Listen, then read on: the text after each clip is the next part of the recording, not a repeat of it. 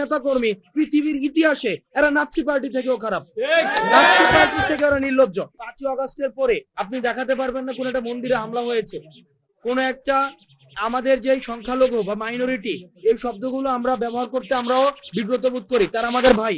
আপনারা দেখেছেন যে মাদ্রাসা শিক্ষার্থীরা মন্দিরগুলোকে পাহারা দিয়েছে। আমরা কমিটি মানে সামাজিক কমিটির মধ্য দিয়ে দেখেছি যে সংখ্যালঘুদের জন্য কোনো ধরনের আক্রমণ না হয় সেই ব্যবস্থাটি কিন্তু করা হয়েছে।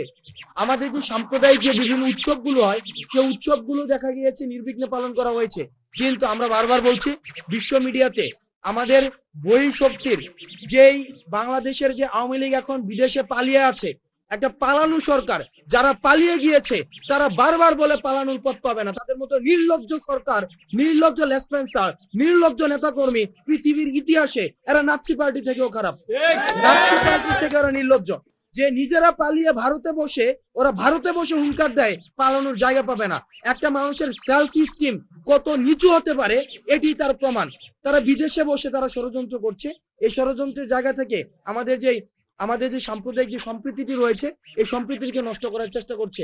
সেই জায়গা থেকে কমিউনিটি অ্যাওয়ারনেসের জন্য আমরা আমাদের জায়গা থেকে আমরা আমাদের যে সংখ্যালঘু যেই ভাইয়েরা রয়েছেন তাদের কাছেও আমরা পৌঁছাবো, এই বার্তাটি দিব যে একটি ধারণা তৈরি করা হয়েছে, এটি আওয়ামী লীগের ধারণা যে শুধুমাত্র আওয়ামী লীগই সংখ্যালঘুদের প্রোটেক্ট করবে। কিন্তু সবচেয়ে যদি দেখেন ইতিহাসে আওয়ামী লীগই হচ্ছে সংখ্যালঘুদের অধিকার সবচেয়ে বেশি হরণ করেছে। আওয়ামী লীগের পুনর্বাসনের ক্ষেত্রে ফ্যাসিবাদ বিরোধী যে রাজনৈতিক শক্তিগুলো ছিল 5ই আগস্টের পূর্বে, সেই প্রত্যেকটি রাজনৈতিক দল আওয়ামী লীগের পুনর্বাসনের প্রশ্নে জিরো টলারেন্স, ছাত্র সংগঠনগুলো জিরো টলারেন্স নীতি অবলম্বন করবে। অর্থাৎ কোন ফরম্যাটে আওয়ামী লীগকে পুনর্বাসন হবে না, কোন ফর্মে আওয়ামী লীগ পুনর্বাসন করবে না, তারা যত চেষ্টাই করুক না কেন। এবং সেটা এক্সটেনশন হচ্ছে আমরা দেখতে পাচ্ছি বাংলাদেশে যে আন্দোলনগুলো বিভিন্ন সময় জানা পাচ্ছে, আন্দোলনের একটা উপলক্ষ তৈরি হয়েছে যে প্রত্যেক দাবি নিয়ে রাস্তায় এসে একটা মৌসুম চলছে। সেই মৌসুমে আমরা দেখছি যে আওয়ামী ফ্যাসিবাদী যে শক্তিগুলো রয়েছে তাদের ব্যাপক ফাইন্যান্সিং রয়েছে। এবং গত 16 বছরের দুঃশাসনে আওয়ামী লীগ আমরা দেখেছি যে বাংলাদেশের অর্থনৈতিক নাজুক একটি পরিস্থিতি তৈরি করে তারা নিজেদের পকেট ভারী করেছে এবং দেশটাকে আমরা দেখেছি ব্যাংকগুলোকে খালি করে ফেলা হয়েছে এবং অফশোরিং এর মাধ্যমে প্রচুর পরিমাণ একটা 2 লক্ষ কোটি টাকাও বেশি পাচার করেছে। এবং আমরা দেখেছি যে একটা এমপি যে বিদেশে 360টার মতো বাড়ি ছিল। তো সেই জায়গা থেকে আমরা সিদ্ধান্ত পৌঁছেছি নীতিগতভাবে যে যত 3টে ইলেকশনে যারা নির্বাচিত হয়েছে আওয়ামী লীগ থেকে দ্রুততম সময়ের মধ্যে তাদের সম্পদ বাজেয়াপ্ত করতে হবে।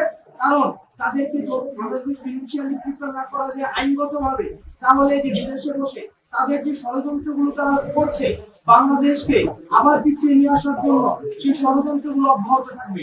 তৃতীয় যে বিষয়টি সেটি হচ্ছে আমরা দেখছি যে বিভিন্ন প্রাতিষ্ঠানিক আন্তঃকলহ যুক্ত হচ্ছে। সেখানে আজকেও আপনারা দেখেছেন মাহবুবুর রহমান মোল্লা কলেজে একজন শিক্ষার্থীকে এমন কেউ পিটাচ্ছে যে যাকে কোনোভাবেই ছাত্র মনে হয় না। অর্থাৎ ছাত্র পরিচয়ে প্রত্যেকটি আন্দোলনে আমরা ইতিমধ্যে বিভিন্ন জিনিস আপনার মিডিয়াতে এসেছে যে অটো রিক্সা চালকদের আন্দোলনে আমরা ছাত্রলীগের ইনভলভমেন্ট দেখেছি, যুবলীগের ইনভলভমেন্ট দেখেছি।